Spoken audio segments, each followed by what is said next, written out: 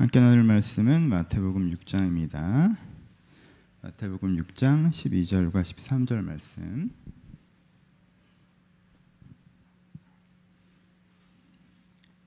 (12절과 13절) 말씀 함께 읽겠습니다. 시작.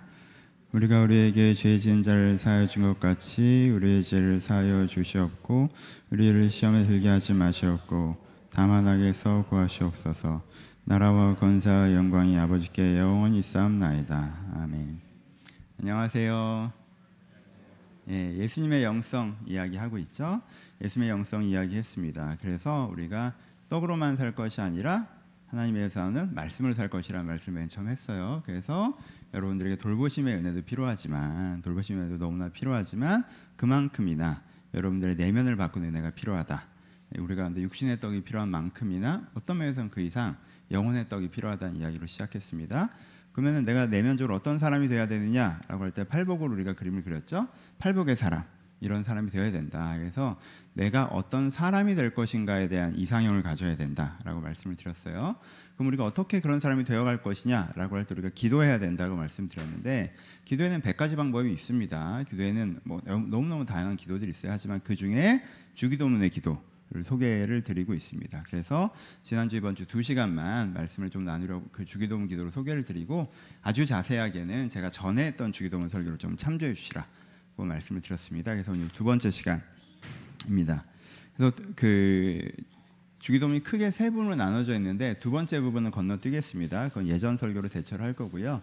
그래서 세 번째 부분에서 죄자유의 기도입니다. 그렇죠?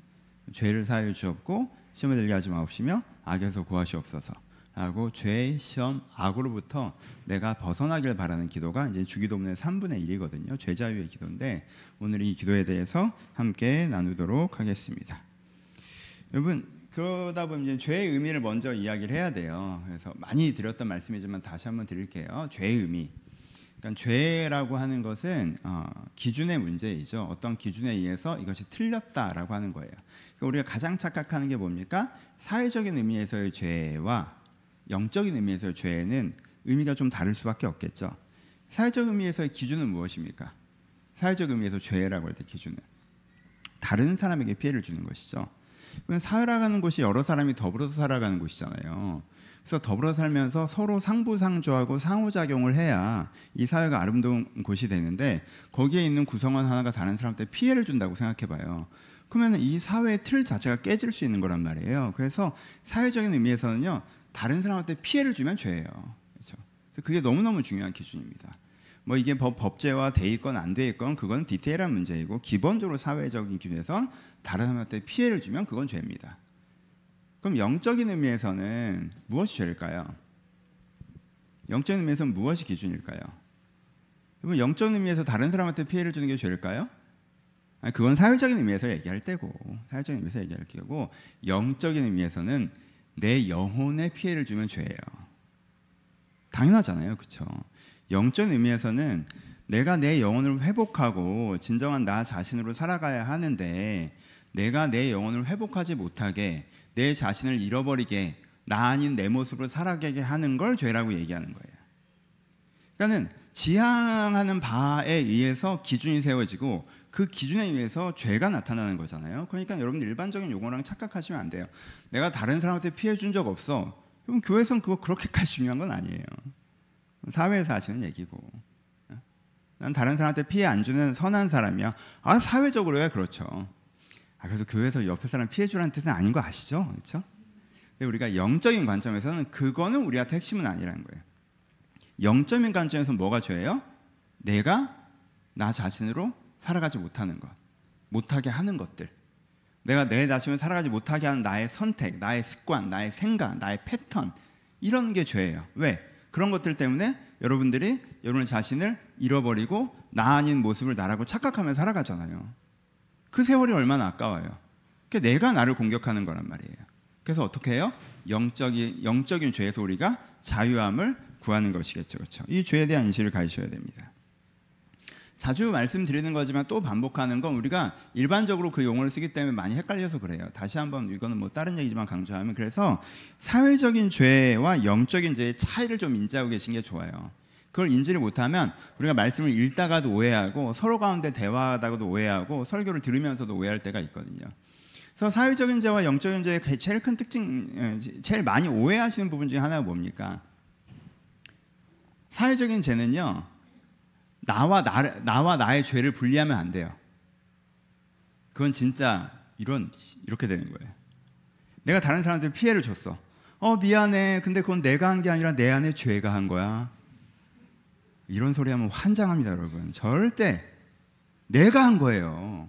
내가 피해를 준 거란 말이에요. 그러니까 사회적인 죄에서는요, 나와 나의 죄가 분리되지 않아요. 하지만 영적인 죄에서는 나와 나의 죄가 무조건 분리되죠. 그렇잖아요. 진정한 내가 나타나지 못하도록 한 죄라는 게 있는 거예요. 근데 이걸 나로 불려버리는 순간 죄의 승리를 선언하는 거잖아요. 나를 잃어버리겠다고 내가 선포하는 거란 말이에요. 그러니까 당연히 영적인 죄의 의미에서는 나와 나의 죄가 항상 분리되어 얘기를 하죠. 근데 여러분들이 그 문장을 읽으시고 문장을 오해하신 다음에 사회적인 의미로 해석하셔서 어디 가서 누구 피해를 준 다음에 그래 미안하긴 한데 나한테 이런 정서적 맥락이 있었어, 나한테 이런 입장이 있었단다 라고 하는 건 되게 잘못된 행동이에요. 그게 무슨 상관이야 도대체. 피해를 줬잖아 사회적으로. 그건 그 맥락에서 얘기하는 거고. 근데 영적인 맥락에서는 그래 내가 죄인이다 라고 했을 때 그래 내 안에 이런 문제가 있지 라고 해야지. 그래 난 죄인이야, 그래 난 끝났어, 이건 아니라는 거예요. 영적인 의미에서 할 때는 무조건 나와 내 죄를 분리해서 얘기하셔야 된다는 거예요. 그 용어 차이를 잘 아셔야 돼요. 그러다 보니까 또 나타나는 같은 얘기지만 요 패턴이죠. 이 언어의 차이는 요 패턴이에요. 사회적인 죄를 얘기할 때는요, 비유적으로 얘기한다면 재판의 최종 선고 같은 느낌이에요. 꽝꽝꽝 넌 죄인이야 이거란 말이에요. 그렇죠? 그래서 사회적으로 죄인이라고 얘기하는 건 굉장히 뒤쪽에 가 있는 개념이에요. 근데 영적으로 죄인이라고 하는 건요, 의사한테 진단받는 개념이에요. 간이 안 좋으시네요 이거란 말이에요. 나 간이 안 좋은지 몰랐는데 간이 안 좋구나. 그러니까 앞으로 이렇게 하셔야 돼요. 그래서 출발점에 와 있어요. 그러니까 이걸 혼용해서 쓰시면 안 돼요. 그러니까 여러분들의 자신이나 다른 사람한테 얘기할 때 야, 넌 그런 심각한 문제를 갖고 있어 라고 얘기하는 건 그 사람에게 판결을 내리는 게 아니라 넌 그런 놈이야 라고 얘기하는 게 아니잖아요. 그렇죠? 네가 거기에 대해서 문제의식을 갖고 해결해 보자라는 얘기를 하는 거예요. 다른 사람한테 얘기할 때나 나 자신한테 얘기할 때나. 그렇죠? 그 의미를 오해하지 않으셔야 돼요. 그 의미를 오해하면 뭘로 느껴요? 내가 공격당했다고 느끼죠. 성경이 여러분들을 공격했다고 느끼고, 제가 가끔 설교로 여러분들 공격했다고 느끼시죠. 전 여러분들 공격할 의도가 없어요. 그리고 이건 진짜 오해인데 가끔 목사님 그건 좀 저를 타겟팅하셔서 설교하신 것 같아요 이런 얘기를 하실 때가 있는데, 제가 항상 말씀드려요. 여러분들이 그렇게 중요한 사람이 아니에요. 이 설교를 일주일에 200명 300명이 되는데 내가 왜 한 사람을 타겟팅합니까? 저 그렇게 중요한 사람이 아니야. 그러니까 여러분 입장에서는 내가 지금 온라인에 계신 분들 가끔 그러시는데, 여러분들 화면에 혼자 앉아있으니까 우리 둘이 얘기한다고 착각하는데 여기 다른 사람들이 있어요. 그게 아니에요. 그리고 그렇게 느껴진다 하더라도 그거는 넌 나쁜 애야 라고 공격하는 게 아니에요. 그렇죠? 이런 문제가 있는 것 같다라는 얘기를 하는 거죠. 그 사회적 의미에서의 죄의 단어와 영적 의미의 죄의 단어를 차이를 아셔야 돼요. 그 감도의 차이를 아셔야 돼요. 그래서 사회적인 의미에서 죄인이라고 하면요, 굉장히 센 단어예요. 굉장히 센 단어예요. 그래서 일반인들에게 여러분 사람은 모두 죄인입니다 라고 얘기하는 건 위험한 접근이에요. 그 사람의 죄인이라는 단어는 사회적인 의미에서 죄인이라는 단어밖에 안 쓰고 있는 사람한테 사람은 모두 죄인입니다 라는 말이 이미 오해가 생기잖아요. 그렇죠? 우리는 영적인 의미에서 얘기하는 건데, 영적인 의미에서 죄인이라는 단어는 그렇게 센 단어가 아니에요. 우리는 우리의 진정한 모습을 잃어버리고 있다는 얘기고, 우리는 우리의 진정한 모습으로 살아가지 못하고 있다는 얘기고, 우리가 신앙생활 오래 해도 아직 죄인이라고 얘기하는 건 내가 다른 사람한테 피해주는 나쁜 사람이라는 뜻이 아니라 신앙생활 오래 했지만 아직 진짜 내 모습을 온전히 회복하지 못했다는 뜻이에요. 그러니까 저도 죄인이고 여러분들도 죄인이죠. 그렇죠? 그러니까 이런 톤에서 이 죄라는 개념과 단어를 다루실 수 있어야 돼요. 아니면 불편해지는 거예요. 내가 공격당하는 것 같고 뭐가 내가 심각한 문제가 있는 사람이라는 생각처럼 느껴지고 내 행동을 자꾸 돌아보게 하고. 여러분들 행동에 대한 거 아니에요. 이거는 여러분들 내면에 대한 얘기를 하는 거죠. 그렇죠? 그럼 죄인이라는 단어가 이해되셨죠? 그러면은 우리가 실제로 어떤 것들이 우리한테 죄가 될까요? 그렇죠? 어떤 것들이 우리 가운데 영적인 의미에서 죄가 될까요? 여러분, 이 영적인 의미에서 죄는요 정말 상대적이고요, 정말 다양합니다. 모든 것이 죄가 될 수도 있고 아무것도 죄가 안 될 수도 있어요. 이걸 잘 이해하셔야 돼요. 여러분, 핸드폰 보는 게 죄가 아니에요. 핸드폰 보는 걸 죄라고 하면 못 살지 우리가. 근데 어떤 사람한테는 핸드폰 보는 게 여러분들이 지금 가장 치명적인 영적 죄예요. 여러분들이 그거 쳐다보는 습관 때문에 신앙이 성장을 안 하는 거야. 여러분들한테 가장 치명적인 문제는 아주 심각한 문제가 아니에요. 지금 그 습관 하나가 여러분들의 발목을 잡고 있거든. 그게 여러분들 기도하지 못하게 하고, 그것들이 여러분들이 자기를 돌아보지 못하게 하고, 그것이 여러분들이 앞으로 나아가지 못하게 한단 말이에요. 그럼 이건 심각한 죄지. 그럼 이 사람은 영원히 핸드폰을 손에서 놔야 되나? 그래요? 아니죠. 자기 균형을 회복할 수 있으면 다시 잡아야죠. 그럼 핸드폰을 안 보기만 하면 되나? 이제 핸드폰 안 보고 신문 봐. 그럼 돼? 이건 돼?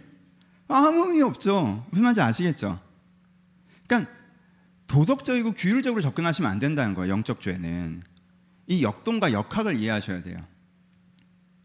어떤 사람한테는 교회 봉사하고도 죄가 됩니다. 아니, 은혜 받으러 신앙생활을 해야 되는데 봉사하러 신앙생활을 해요. 봉사에서 오는 어떤 기쁨이나 만족감, 자존감 이런 걸로 신앙생활을 한단 말이에요. 그럼 그 사람한테는 교회 봉사가 죄예요. 어떤 사람한테는 성도의 교제가 죄입니다. 하나님 만나러 교회 가야 되는데 사람 만나러 교회 가요. 그래서 그 사람들이랑 나누면서 풀고, 그렇게 하나님한테 계속 멀어져요. 교회에서 보내는 시간은 점점점 늘어나는데 하나님과는 계속 멀어져요. 그럼 그 교회 교제가 그 사람한테 죄예요. 여러분들 직장생활이 여러분들의 죄가 될 수 있고요, 여러분들의 아이를 키우는 게 여러분들의 죄가 될 수가 있고요, 여러분들의 취미생활이 여러분들의 죄가 될 수 있어요. 그리고 이것 중 그 무엇 하나도 죄가 안 될 수도 있죠. 그건 나만 아는 거예요. 나만 아는 거예요. 내가 그걸 다루어 가야 되는 거니까. 크게 나누면 두 가지로 나누어지긴 해요. 하나는 우선순위의 이슈고 하나는 규정의 이슈예요.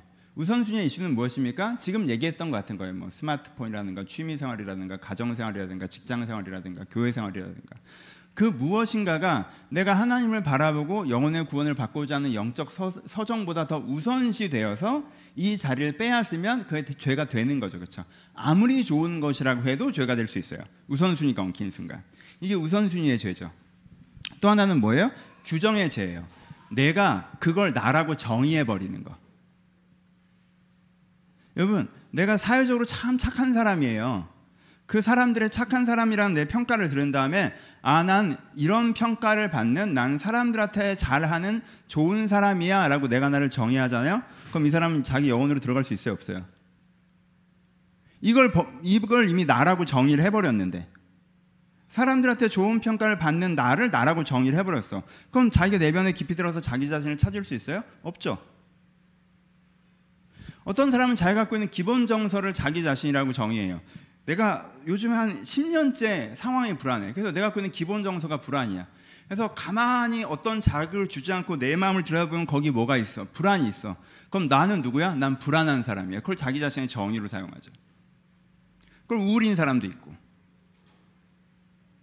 그러면요, 그게 그 정서가 나빠서가 아니라 그 사람한테 죄로 작용하는 거죠.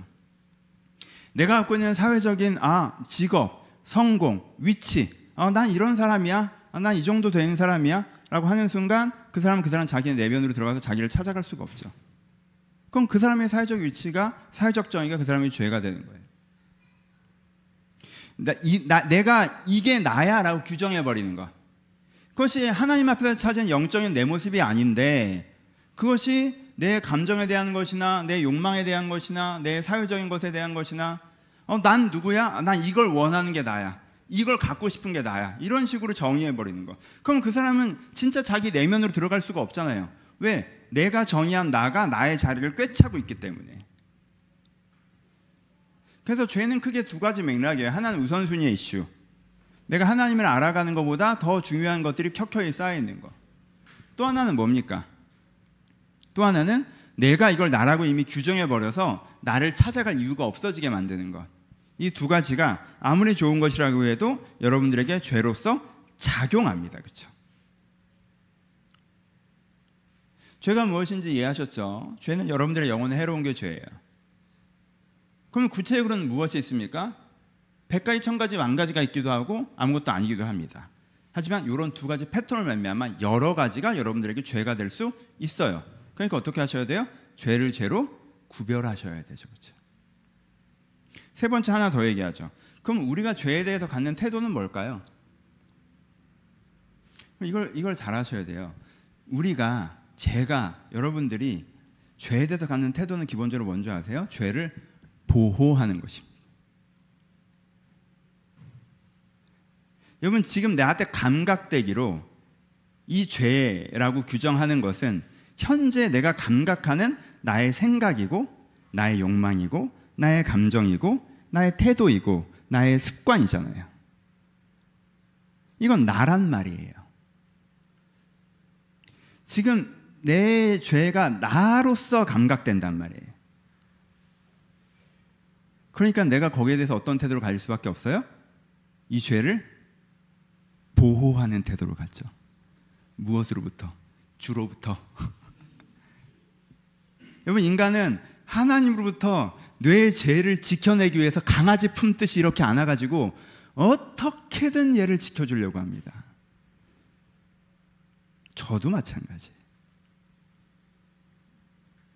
어떻게 해요? 죄와 나를 동일시하죠. 죄와 나를 동일시해요.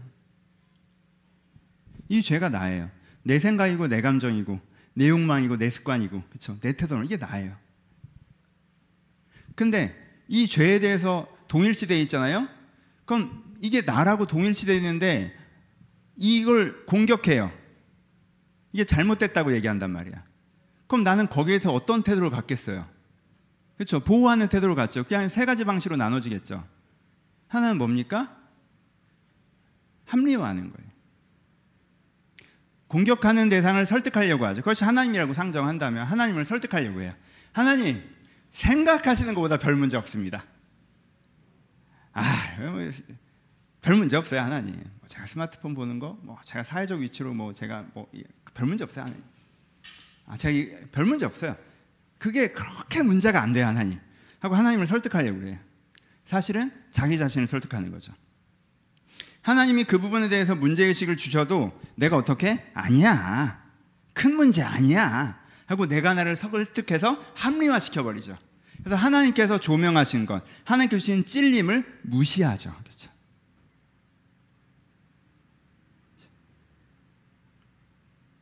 두 번째, 어떻게 해요? 내가 합리화한 다음에 내가 합리화를 하는데도 계속하면 어떻게 합니까? 반격하죠.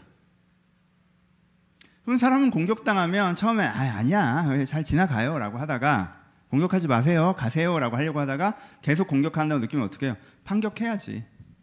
반격하죠. 그래서 그 반격이 성경의 의문을 제시하는 거기도 하고 이 구절이 이게 맞아? 막 이런 식. 설교자를 공격하는 것이기도 해요. 교회를 공격하는 것이기도 하죠. 한국 교회가 뭐가 문제고. 하나님을 공격하는 것이기도 하죠. 하나님은 나한테 해준 게 뭐가 있는데 나한테 이래라 저래라. 반격의 정서가 생겨요. 아니 이게 하나님이 죄를 지적하잖아요. 그럼 그 전까지는 하나님에 대해서 그렇게 실망하지도 않았던 사람이 갑자기 저 사실 하나님께 굉장히 실망감이 많아요. 저 섭섭한 게 이만큼이에요. 사실 제가 참고 지내고 있는 거예요. 그러니까 하나님도 좀 참아 이 말이죠. 반격해. 갑자기 학적으로 이 본문이 이게 맞아? 해석이 좀 다른 방식으로 해야 되는 거 아닌가? 반격해. 그 다음에 뭐예요? 애착을 갖습니다. 이 죄에 대해서. 내가 처음에는 무시하는 거죠. 뭐 그런 거 아니에요. 합리화해. 그 다음에 계속 찔리게 하네 하고 반격해. 그런데도 정말 깊은 은혜를 받아서 내가 틀렸다는 걸 알았어. 이게 나한테 해로운 죄라는 걸 알았어. 그래서 내가 이 죄에서부터 분리돼야 된다는 사실도 인지를 했어. 그럼 그때 사람들이 반응은 뭐냐 하면 이 죄를 너무 안쓰러워하는 거예요. 예를 들어 이 죄가 게으름이라고 해봅시다. 이건 대충 우리가 다 걸리니까. 게으름이야. 처음에는 합리화해. 이걸 게으르다고 하면 안 되지 하나님. 내가 또 열심히 살았고 요즘에 그럴 만한 사정이 있어. 아니 네가 뭐 엄청 빡세게 살라는 게 아니라 그냥 사금 15분 정도 하라고. 아니 내가 게으른 게 아니라니까 막 이래. 처음에 막 이렇게 합리화해. 그러다가 이 합리화가 깨졌어. 이 정도 내가 할 수 있어. 그럼 처음에 막 반격해. 근데 반격도 안 돼. 이게 진짜 내 문제라는 게 설득이 됐어. 그럼 그 다음에 어떻게 해요? 게으름이 너무 막 내 강아지 다른 데 입양 보내는 기분이야. 나는 게으른 사람이고 게으름은 나에게 행복이고 게으름은 나에게 너무 소중하고 얘 없이 내가 어떻게 살아야 될지 모르겠고 근데 얘가 나한테 너무 해롭다고 하니까 어쩔 수 없이 보내야 돼. 고양이를 너무 이뻐하지만 내가 고양이 알러지가 있어서 보내는 것처럼 되게 안쓰러운 마음으로 얘를 떼놓으려고 해요. 그래 어쩔 수 없구나. 여러분 그러면 어떻게 해요? 틈만 나면 다시 들어오겠지. 그치? 시간만 나면 고양이 보러 가야 될 거 아니야. 그렇죠? 애착해요. 우리는 기본적으로 죄에 대해서 보호하는 태도가 있어요. 그래서 죄로부터 자유해지기가 어려운 거예요, 여러분. 죄자유의 기도를 지속적으로 하지 않는 한, 죄자유의 은혜가 여러분한테 지속적으로 있지 않는 한 우리에게 죄에서 벗어난 건 굉장히 어려운 일이에요. 불가능한 일이에요. 그렇게 안 돼요. 근데 죄에서 벗어나지 않잖아요? 그럼 여러분들이 그냥 안 변한다는 뜻이야. 이 죄는 심각한 인격적인 공격을 하는 게 아니라니까요. 여러분들에게 진정한 모습이 있다고 얘기하는 거잖아요. 현재의 모습이 여러분들의 전부가 아니라고 얘기하는 거잖아요. 그런데 내가 죄가 없다라고 얘기하거나 내가 죄를 계속 디펜스하면 현재의 모습으로 고정되겠다는 뜻이잖아요. 그렇죠? 그럼 변화가 없죠. 그럼 뭐가 있으셔야 돼요? 죄자유의 기도가 있으셔야 돼요. 여러분 나중된 자가 먼저 된다는 얘기 아시죠? 그 중에 하나가 죄인의 이슈가 있는 거 아시죠? 세리와 창기들이 천국에 먼저 들어갈 거라고 그러죠. 바리새인들보다. 여러분 그 당시에 도덕적으로 보면 누가 더 도덕적으로 살았습니까? 바리새인들이 훨씬 더 도덕적으로 살았습니다. 그렇죠? 바리새인들이 훨씬 더 도덕적으로 살았어요. 근데 왜 이게 뒤집어질 거라고 얘기하세요? 세리와 창기들은 자기가 문제가 있다는 걸 알아. 그래서 이제는 이 문제를 해결하고자 하는 방향성이라는 게 있어. 그러니까 여기 있단 말이야. 영적으로 이쪽 끝자락에 있어. 진짜 나쁜 사람이야. 이래도 화면에 나오나? 그쵸? 예. 있죠? 여기 끝자락에 있어. 그러니까 내가 변화되고자 하는 걸 시작해. 근데 변화되고자 하는 걸 시작하면 여러분 이 운동성이라는 게 가다 보면 여기까지 쭉 가게 되잖아요. 그렇죠? 근데 바리새인들은 이쯤에 서 있어. 다른 사람도 나를 되게 선하다고 생각하고 나도 내가 꽤 괜찮은 것 같아. 난 나쁜 짓은 안 하거든 사실. 나는 사회적 의미에서는 죄인이 아니야. 난 내면적으로도 어느 정도는 건강한 편이라고. 그러니까 여기서 뿌리 내리고 안 움직여. 죄자유의 은혜를 구하질 않아. 이쪽으로 아예 가질 않아요. 난 아무 문제가 없다고 생각해요 사실. 그럼 나중엔 추월이 일어나는 거야. 얘는 계속 여기 머물러 있고 바리새인은. 이 사람은 계속 변화의 흐름을 이어가니까 세리와 창기들은 예수 그리스도의 제자가 됐는데 이 사람은 예수님을 평가하고 앉아있죠. 저건 아니지 않아? 막 이렇게 하고 있는 거예요. 그러니까 여러분 죄자의 은혜를 사모하셔야 돼요. 바울이 우리가 상상할 수 없는 수준에 도달했으면서도 죄인 중에 내가 괴수라 하라고 그래요. 우리는 사람도 아니라는 거지. 근데 바울이 얘기하는 게 뭐예요? 사실 니들이 알고 보면 엄청 실망할 정말 부도덕한 마음이 내 안에 가득히 있어. 이 얘기예요? 아니에요. 내가 옛날에 정말 나쁜 놈이었지 지금은 아니지만 요 얘기예요? 아니에요. 지금도 여전히 주의 은혜로 자기가 변화되는 과정들을 경험하고 있다는 거예요. 그러니까 여러분들이 서 있는 신앙 수준에 상관없이 여러분들 지금 1단계에 서 있는 분은 거기서 요만큼의 죄자의 은혜를 경험하셔야 되고 이만큼 서 계신 분들도 내가 저 사람에 비해서 말도 하게 성숙한 사람이지만 또 이만큼의 죄자의 은혜를 경험해야 되는 거죠.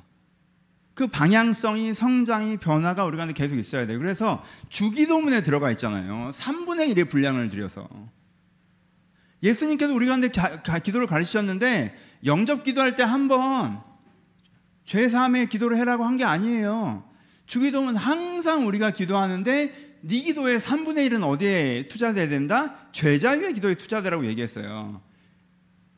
오늘날 나에게 일용할 양식을 주옵시고. 여러분, 돌보심의 기도에 대해서 들어가 있죠. 오늘 안 다루지만 그거 되게 중요하거든요.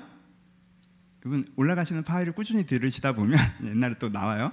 근데 되게 중요하거든요. 근데 그 분량과 이 분량을 비교해 보시란 말이에요.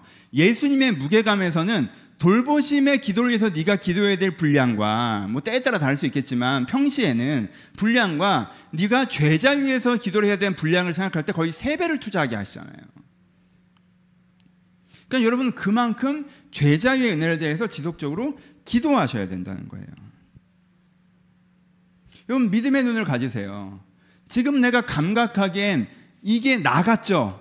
지금 가진 이 생각이, 욕망이, 감정이, 습관이, 태도가 나갔죠. 그래서 지켜야 될 것 같죠. 여러분, 믿음의 눈으로 보세요. 그거 여러분들 아니에요. 여러분 속에 거는 죄지. 그게 여러분들이 더 나은 사람이 되는 걸 막고 있는 거지. 그게 내가 나를 지켜야 될 내 자신이 아니라고. 오히려 내가 이것을 놔야 진짜 내가 나와요.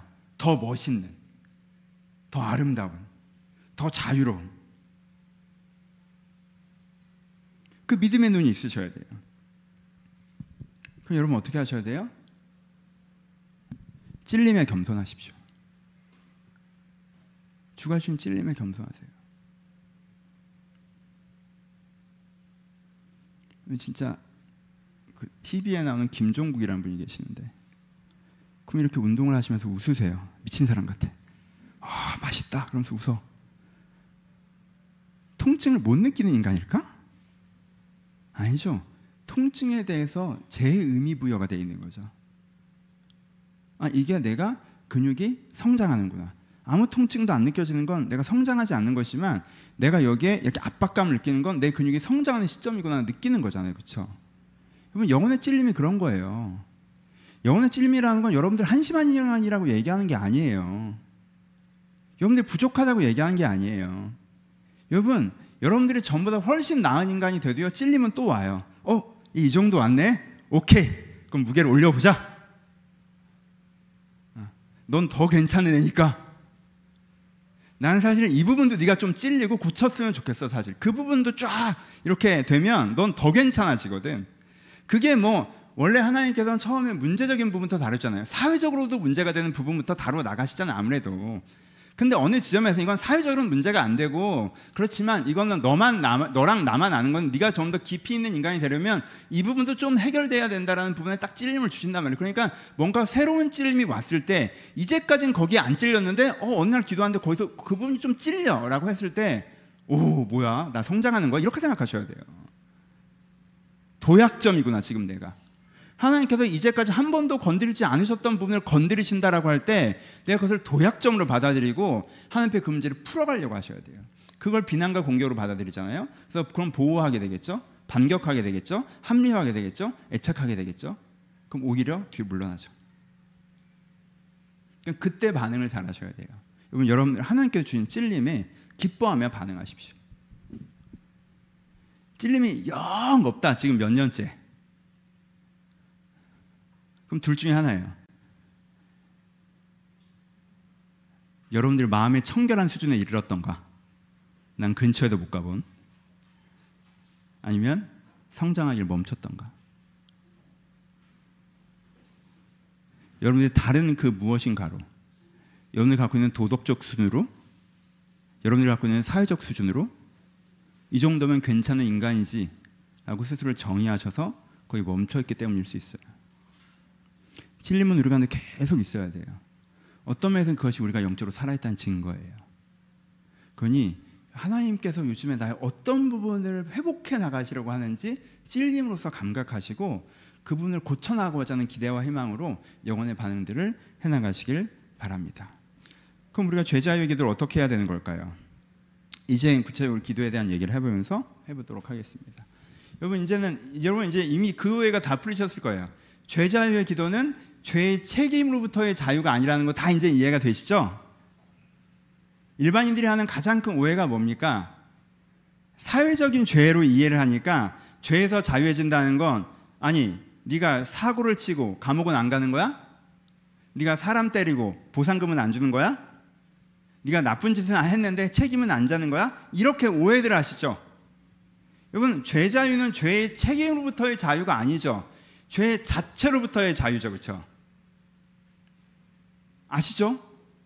이걸 꼭 기억하셔야 돼요. 여러분, 기독교인들 중에서도 가끔 이런 오해를 하시는 분들이 계시긴 해요. 죄의 책임으로부터 자유라고 생각하는, 내가 쫙 게으르게 살았는데 하나님 내 게으른 죄를 용서하세요 라고 하니까 열심히 사는 만큼 좋은 결과를 주세요, 막 이런 걸로. 그건 악한 거지. 공의롭지 않은 거고, 그건 편법이고 하나님이란 백을 의지하는 거고 인맥 타서 낙하산하겠다는 거죠. 그렇죠? 그게 아니죠.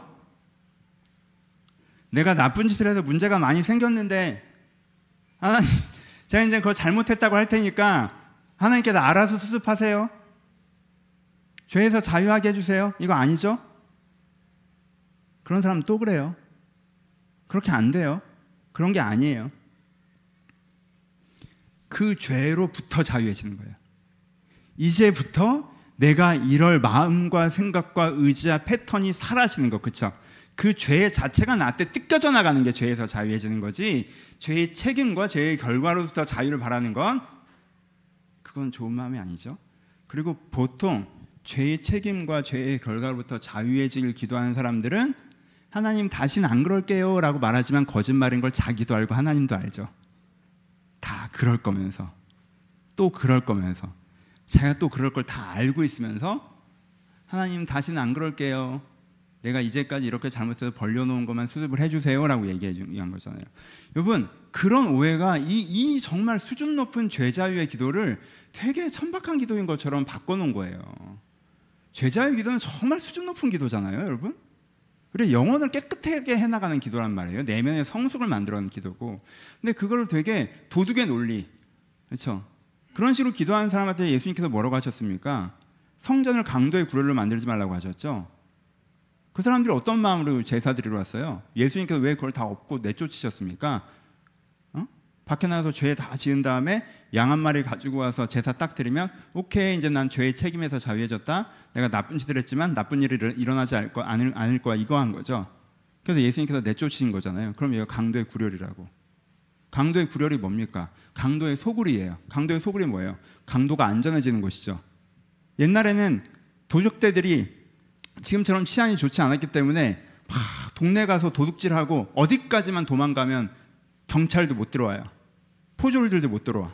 내 산책까지만 도망가면 포졸들이 못 쫓아온단 말이야. 그럼 여기서 난 안전해. 근데 지금 성전이 그 노릇을 하고 있다는 거죠.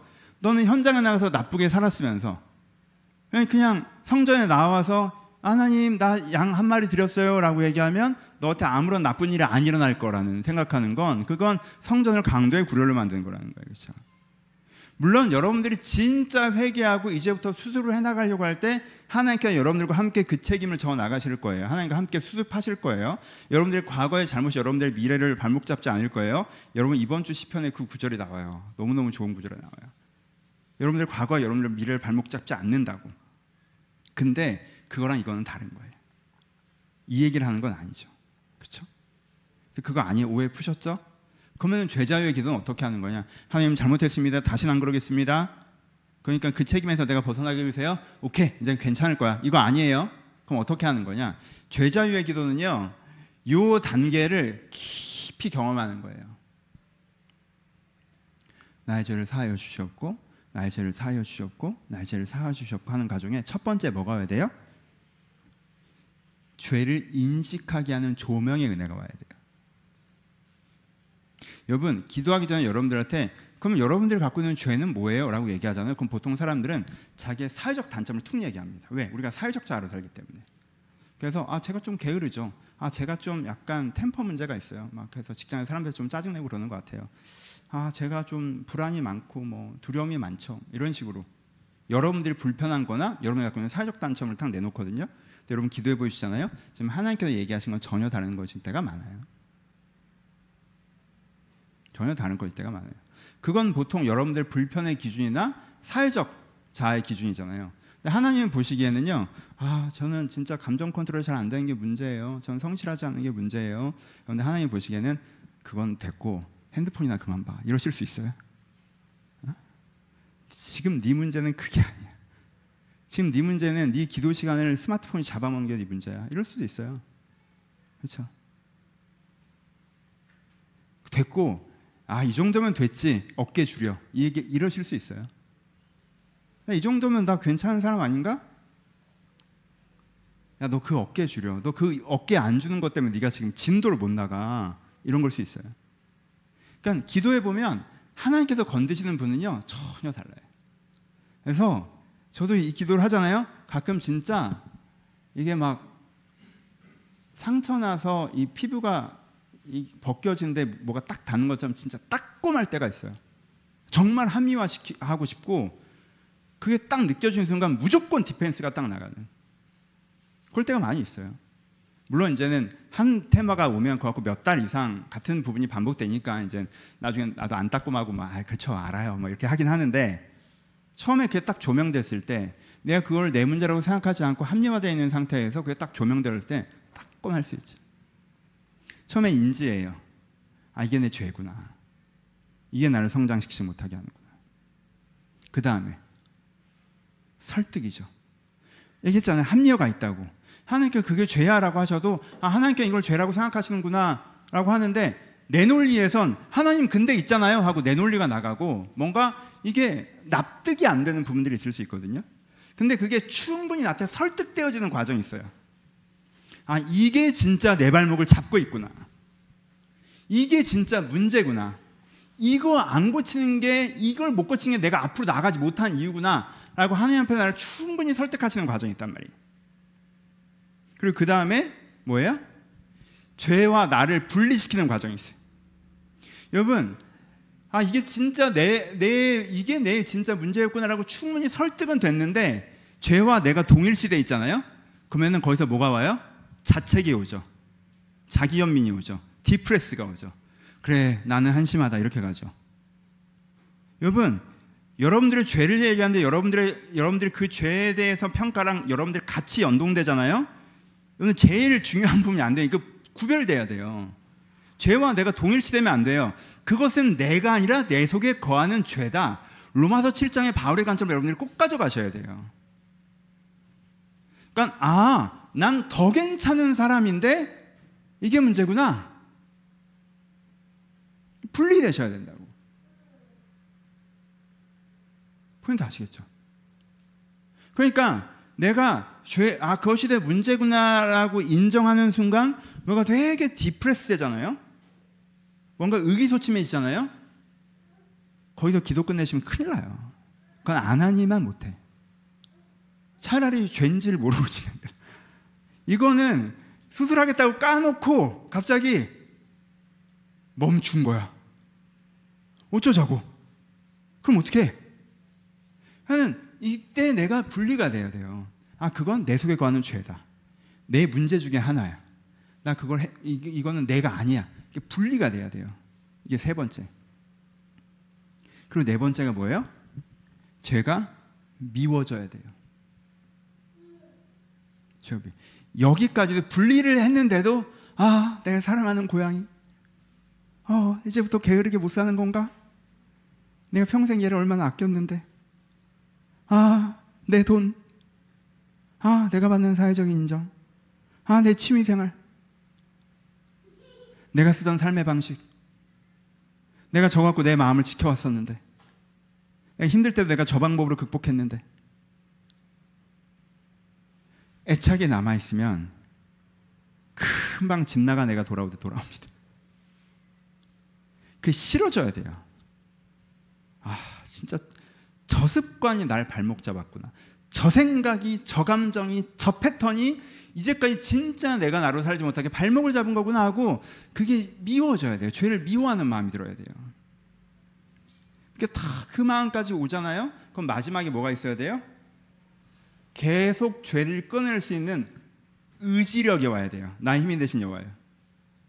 여러분, 사람은요 그게 틀렸다는 걸 알고 그게 싫어졌음에도 불구하고 이게 삶의 패턴이라는 게 있어서 살아오던 탄력이라는 게 있어서 날아가는 방향성이라는 게 에너지이기 때문에 그걸 멈추고 반대 방향으로 날아가기가 생각보다 쉬운 일이 아니에요. 그래서 이걸 멈춰주는 주의 은혜의 힘이 필요해요. 그 미워하는 마음까지 딱 든 다음에 주님의 힘을 구하셔야 돼요. 선한 열정들을 구하셔야 돼요. 그래서 그 힘이 여러분들 내면을 채우시고 매일처럼 그것이 다시 한번 공급되어지는 경험을 해야 돼요.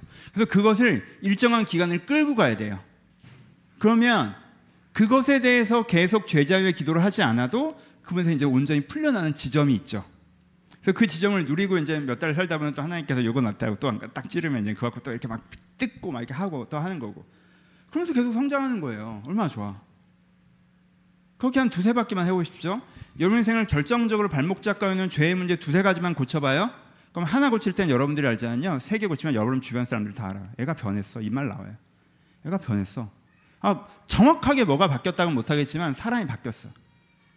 태도건 결이건 생각이건 정서건 뭐가 많이 바뀌어. 이 얘기가 나와요. 근데 죄자의 은혜를 없이 살잖아요. 죄자의 은혜가 없이 살잖아요. 그럼 어떻게 돼요? 하나님께서 은혜를 주셔도요, 그게 스며들지 않아요. 그렇잖아요. 내가 그런 마음이 들었어. 설교할 때, 설교를 들으면서 예배를 들으면서 그런 마음이 들었어. 그런 찔림이 있었어. 그런 감동을 받았어. 라고 하지만 내가 지금 나라고 규정하고 있는 게 여기 틀어잡고 있기 때문에 그것이 단회적인 감동과 찔림과 생각으로 왔다가 가버린다고. 여러분, 이게 들어오면서 이게 나가야 되거든요. 그쵸? 내 안에 진짜 내가 이렇게 막 이렇게 치솟아 올라오면서 아스팔트가 깨지던 내가 이제까지 나라고 생각했던 모습이 깨져나가야 돼요.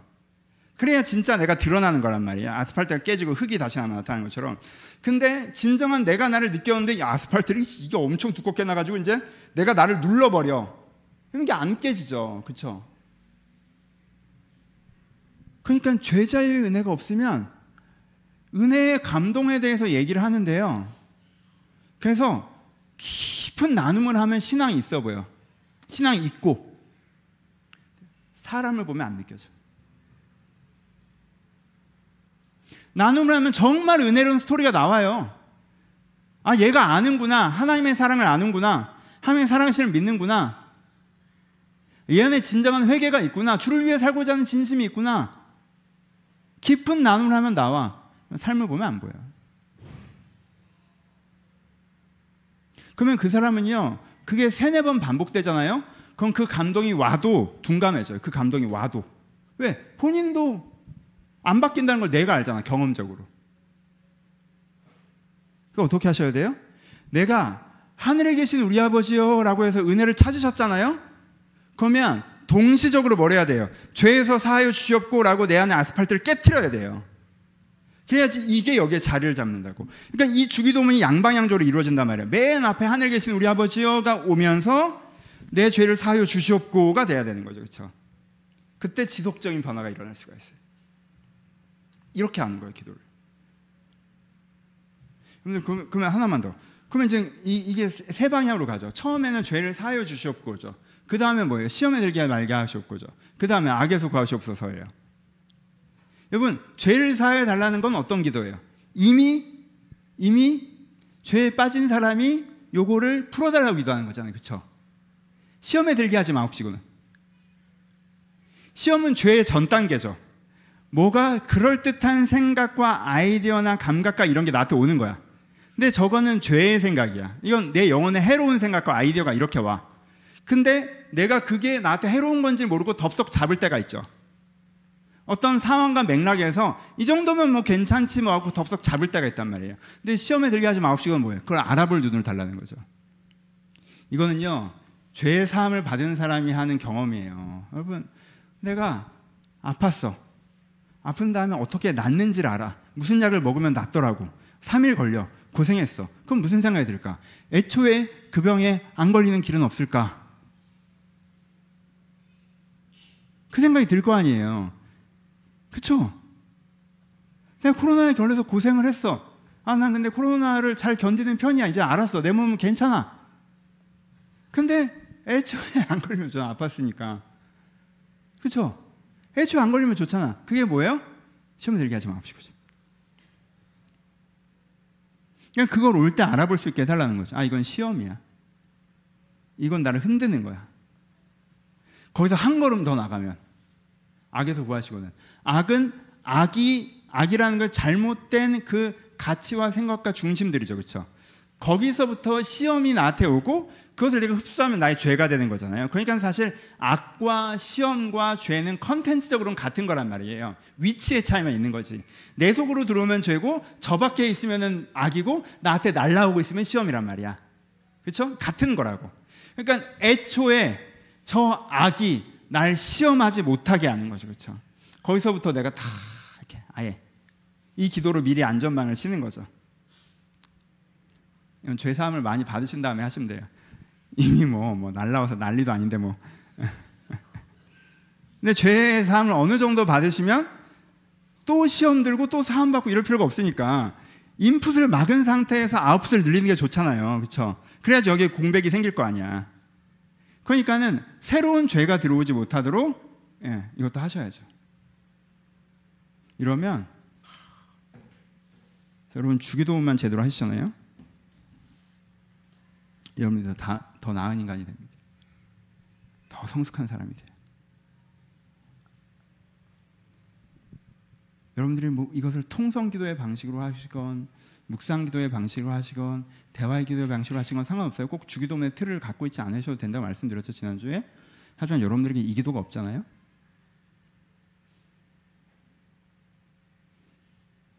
하늘에 계신 아버지를 구하는 기도도 없고, 그리고 여러분 안에 있는 죄를 사함받는 기도 없잖아요. 그러면 여러분들 굉장히 이상한 사람이 될 수 있어요. 그 상태에서 교회생활 10년, 20년, 30년 하면 크리스찬이 안 되고 교인이 됩니다. 내가 교회에서 알려주는 규칙들을 어느 정도 지키고 교회에서 어느 정도 봉사하고 인정받고, 그러니까 난 좋은 크리스찬이라고 생각하고 살아가요. 기가 막힌 생각을 하게 돼요. 여러분 주기도문의 기도가 있으셔야 돼요. 영혼 구원의 은혜가 있으셔야 돼요. 이게 없는 상태에서 하나님에 대해서 이야기하고 하나님 공동체에서 활동하고 이것만으로는 사실 여러분들 깊숙이는 정말 세속적인, 세상 사람이랑 하나도 다르지 않는, 근데 교회에 포장지가 씌어있는 그런 제품이 나와요. 여러분들이 결정하셔야 돼요. 그러니까 정말 결정하셔야 돼요. 하나님, 제가 돌보심이 은혜 좋고 내 삶을 돌보시는 하나님 너무너무 감사한데 거기서 멈추지 않고 내 영혼을 돌보시는 생명의 떡으로만 살 것이 아니야. 생명의 떡 되신 은혜, 그것으로 내 내면을 바꿔나가는 그게 있으셔야 돼요. 여러분들 이거 절대 쉽지 않아요. 내가 이거 갖고 몸부림치셔야 돼요. 혼자. 교회에서 주일 예배 10분 너무 짧아요. 여러분들 골방이 있으셔야 돼요. 제가 기도회를 별로 안 좋아하는 이유가 기도회로는 이걸 끌고 가기가 어려워요, 여러분. 그럼 기도를 하면 어떻게 됩니까? 오늘 은혜를 구하고, 저도 그렇게 해요. 죄를 고백하고. 그럼 사람들이 뭘 얘기해요? 은혜 구하고 죄 고백하라고 나 잘못했던 거 대여섯 개 얘기하고. 왜? 5분이면 끝나야 되니까.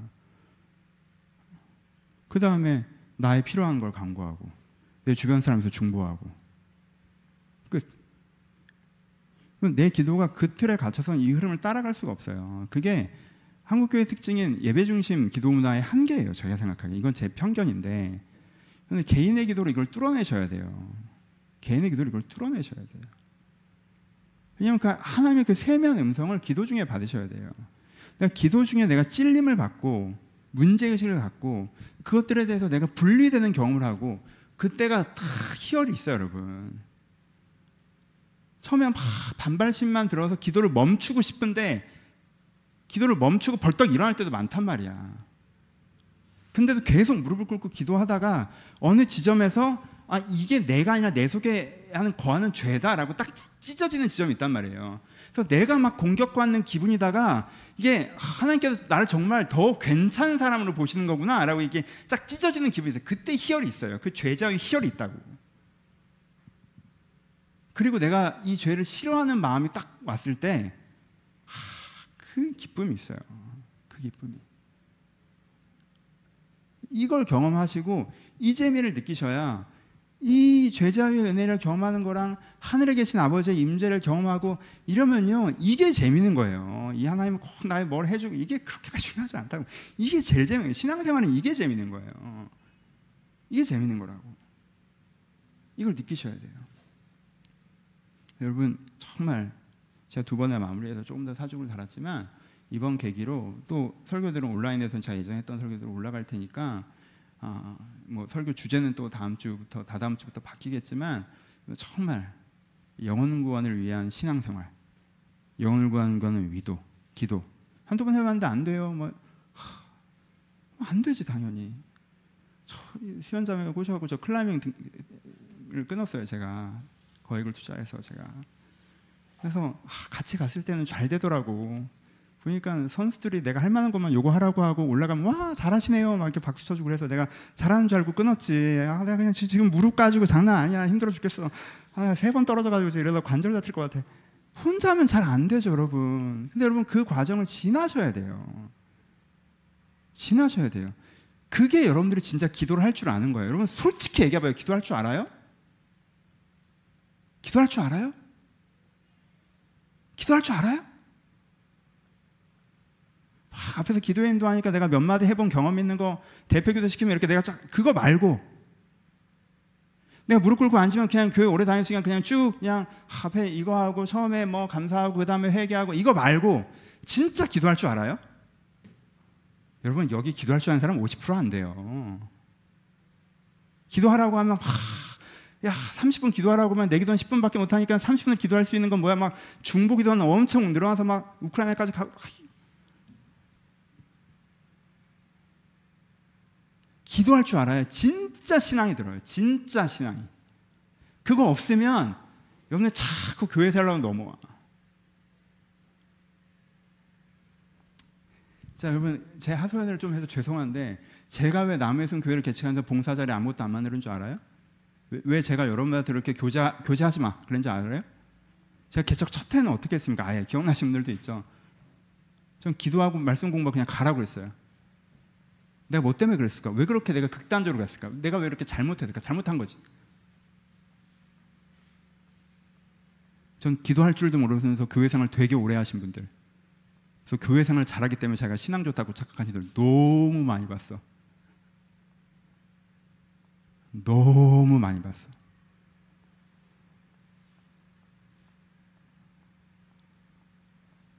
그래서 저는요 여전히 두 마음이에요. 여러분들이 교제 잘하는 거 너무 좋아요. 봉사해 주는 거 너무 감사해.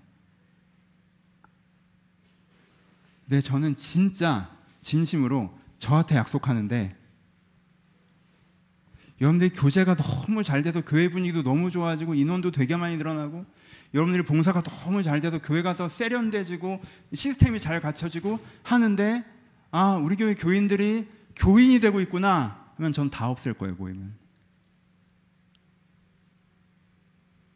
왜냐하면 제가 출발한 이유가 그게 아니니까. 저는 안 많아도 돼. 분위기 안 따뜻해도 상관없어. 시스템 아무것도 없어도 상관없어. 여기서 누군가 하나님을 진짜 알아가야 돼요. 진짜 기도하는 법을 배워야 되고 진짜 내면의 변화가 일어나요. 그게 교회예요. 그게 있어야 돼요. 여러분 근데 이게 되면 나머지 다 좋지. 이게 되는 사람들이 나누면 서로 안에 있는 하나님을 기뻐하고 이게 되는 사람이 봉사하면 예배가 더 풍성해지고 얼마나 좋아. 이게 되는 사람은 전 나중에 사역도 또 하고 싶은데 이게 되는 사람이 또 같이 사역하면 주님의 이름은 그 기쁨이 얼마나 큰지 아시죠? 너무 좋죠. 이게 안 돼가면 다 죄고. 여러분 이 은혜를 정말 사모하셔서 여러분들 정말 기도하는 법을 배우시고 이 주기도문의 기도 우리가 주기도문을 할 수 있어야지. 주기도문 할 줄 알면 여러분 굉장히 수준 높은 거예요. 사실 여러분 주기도문의 기도를 할 수 있는, 예수님께서 가르쳐 주신 기도, 이 기도를 여러분들이 하시면서 이 은혜를 누리시고 내면의 변화를 이루어 가시는 그런 은혜를 여러분들의 마음과 삶 가운데 누리시기를 주님의 이름으로 축복합니다. 우리 기도하겠습니다.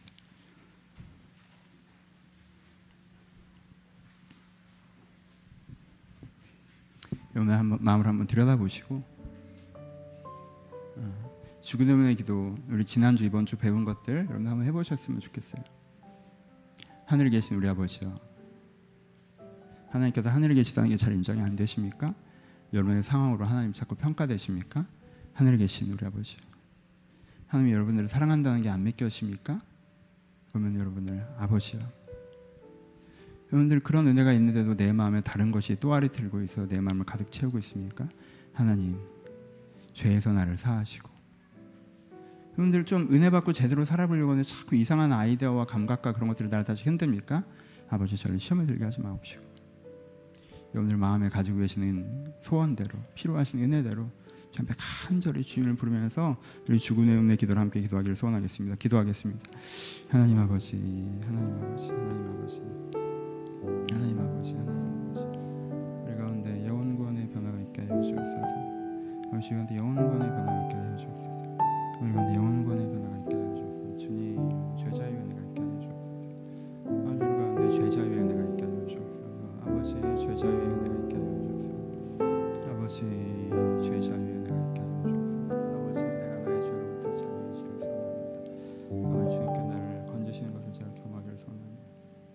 아버지, 주님께서 우리를 다시 한번 세우시는 것을 경험하기를 소원합니다. 아버지, 주님께 우리를 다시 한번 세우시는 것들을 경험하기를 소원합니다. 아버지, 주님께 우리를 다시 한번 세우시는 것을 경험하기를 소원합니다. 아버지, 주님께 우리를 다시 한번 세우시는 것을 경험하기를 소원합니다. 주님, 저를 도와주시옵소서. 아버지, 저를 도와주시옵소서. 아버지, 저를 도와주시옵소서. 주님, 저를 도와주시옵소서. 아버지, 저를 도와주시옵소서. 주님, 저를 도와주시옵소서. 아버지, 주님, 저를 도와주시옵소서. 아버지, 주님께서 저를 도와주시옵소서. 주님, 저를 도와주시옵소서. 아버지, 주님께서 저를 도와주시옵소서. 아버지, 주님께서 저를 도와주시옵소서. 주님, 저 한 사람 한 사람 은혜를 주시옵소서.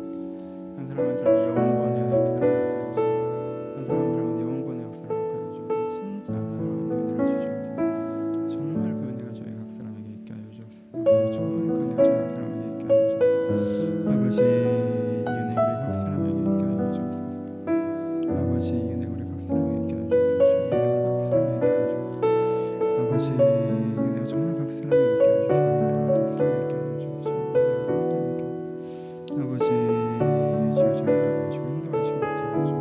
주여 저를 돌보시고 아버지, 주여 저를 돌보시고 잡아주옵소서. 아버지, 주여 저를 돌보시고 원하시고 인도하여 주옵소서. 아버지, 이 은혜 우리 각 사람이 있을 수 있도록 주여 저를 돌보시고 인도하여 주옵소서. 아버지, 주여 저를 돌보시고 인도하여 주옵소서. 아버지, 주여 저를 돌보시고 인도하여 주옵소서. 아버지, 주님께서 저를 돌보시고 인도하여 주옵소서. 아버지, 주님께서 저를 돌보시고 인도하여 아버지, 주님께서 저를 돌보시고 인도하여 주옵소서. 주님, 저를 돌보시고 인도하여 주옵소서. 아버지, 주님께 우리를 새롭게 하여 주옵소서. 주님께 우리를 정결케 하여 주옵소서. 주님께서 우리 가운데 새 마음을 주시고 주님 가운데 우리 은혜를 주시고 주님께 우리 가운데 진정한 변화를 주시옵소서. 아버지, 주님께 우리 마음 가운데 말씀하여 주옵소서. 아버지께서 우리 마음 가운데 다시 한번 말씀하여 주옵소서. 주여, 저희들을 주님 앞에서 은혜를 받을 수 있도록 인도하여 주옵소서. 아버지, 주님께 우리 가운데 변화를 받을 수 있도록 저희를 도우시고 인도하여 주옵소서. 아버지, 저희를 주님께서 자유케 하여 주옵소서. 우리의 묵은 모습에서 주님께서 저희를 자유케 하여 주옵소서. 우리의 묵은 모습에서 주님께서 저희를 자유케 하여 주옵소서. 아버지, 주여, 우리의 묵은 모습에서 주님께서 저희를 자유해 주시옵소서. 아버지, 우리의 묵은 모습에서 주여 저희가 자유해지게 하여 주옵소서. 아버지, 우리의 묵은 모습에서 저희가 자유해지게 하여 주옵소서. 우리의 묵은 모습에서 저희가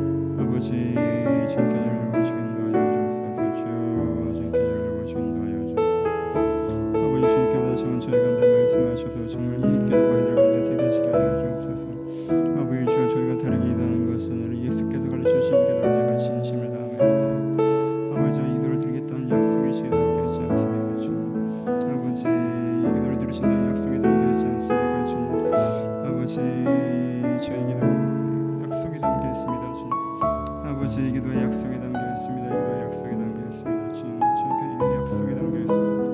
아버지 이 기도에 약속이 담겨 있습니다. 주님 이 기도에 주 약속이 담겨 있습니다. 응답하여 주시옵소서. 이 기도에 약속이 담겨 있습니다. 주님께 응답하여 주시옵소서. 이 기도에 약속이 담겨 있습니다. 주님께 응답하여 주시옵소서. 아버지 이 기도에 약속이 담겨 있습니다. 주 응답하여 주시옵소서. 아버지 이 기도에 약속이 담겨 있습니다. 주 응답하여 주시옵소서. 아버지 이 기도에 은혜가 담겨 있습니다. 주님께 응답하여 주옵소서. 주여 아버지 주여 저희가 혼자 기도를 지라는 자가 되게 하시고 혼자 주를 찾는 자가 되게 하시고 주의 은혜의 말씀을 전해 들어주신 자가 될 수 있도록 저를 도우시고 새롭게 하여 주옵소서.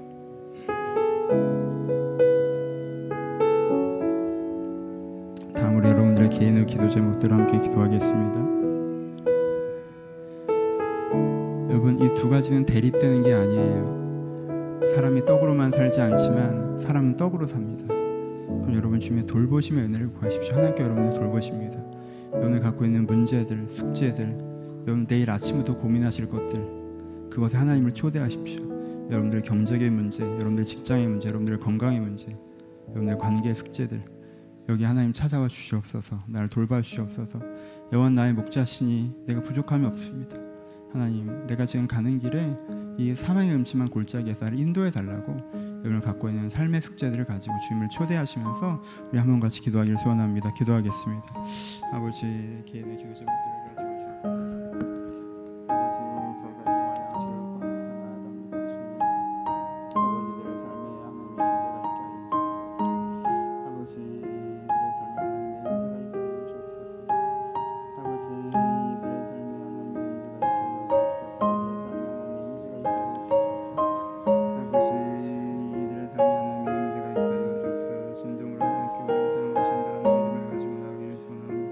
아버지들의 삶에 하나님의 임재가 있게 하여 주옵소서. 아버지들의 삶에 하나님의 임재가 있게 하여 주옵소서. 아버지들의 삶에 하나님의 임재가 있게 하여 우리 다음으로 기도하실 때 우리 중보하며 기도하도록 하겠습니다.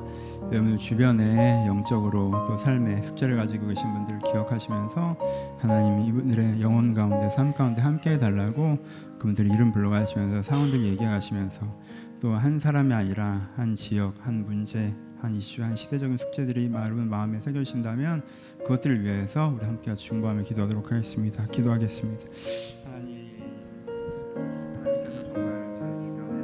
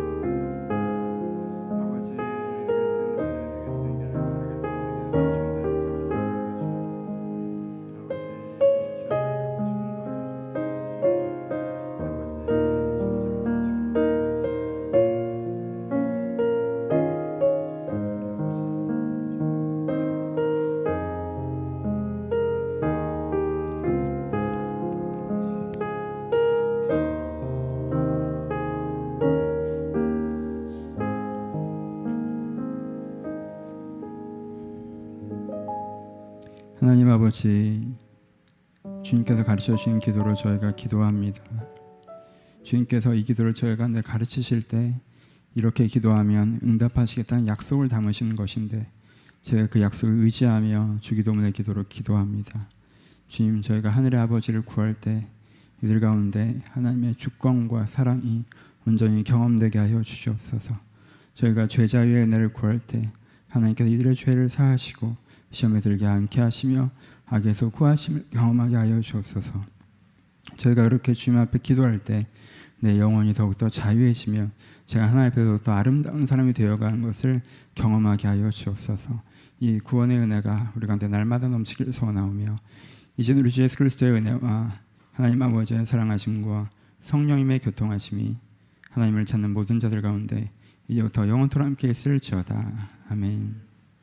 서로 주님께 감사의 박수 나누시겠습니다. 감사합니다. 예, 광고인데 광고 전에 제가 사족을 좀 달면 좀 부끄러워서 몇 마디 변명을 하는 건데, 제가 막 설교반에 세게 얘기했잖아요. 그럼 되게 쪽팔려요. 기도할 때 부끄러워가지고. 왜냐하면 제가 그걸 나중에 알았거든요. 그게 제 불안이에요. 제가 세게 얘기할 때가 있는 건 여러분들이 뭔가 잘못하고 있어서가 아니라, 내가 당신을 공격해서가 아니라 제 불안이에요. 제한테 두 가지 불안이 있어요. 하나는 뭐냐면 교회가 전형적으로 그냥 여러분들끼리 분위기 좋고 조직적으로 성장하고 이런 교회가 될까 봐. 그 두려움이 저한테 있어요. 왜냐하면 그거는 여러분들에 대한 두려움이 아니에요.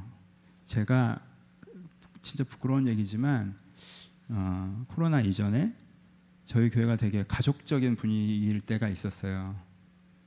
그때 제가 한 거의 1년 정도 이거 좋다라는 마음이었거든. 그럼 교회가 내가 지금 막 이렇게 뭐라고 하는 건 나에 대한 불안이에요. 여러분, 여기에 사람이 많아지고 분위기가 좋아지고 조직이 갖춰지면 제일 좋은 게 누군지 알아요?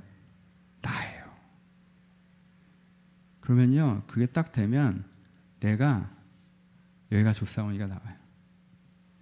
그래서 제가 2부 예배도 너무 가족 같고 좋고 1부 예배도 다 내가 좋아하는 사람들이고 좋고 하니까 그냥 몇십 명 정도 이렇게 나를 사랑하고 내가 사랑하는 사람들이랑 이렇게 쭉 신앙생활하면 좋겠다라는 생각이 제 안에 딱 차서 별 생각이 없어졌던 시기가 있었거든요.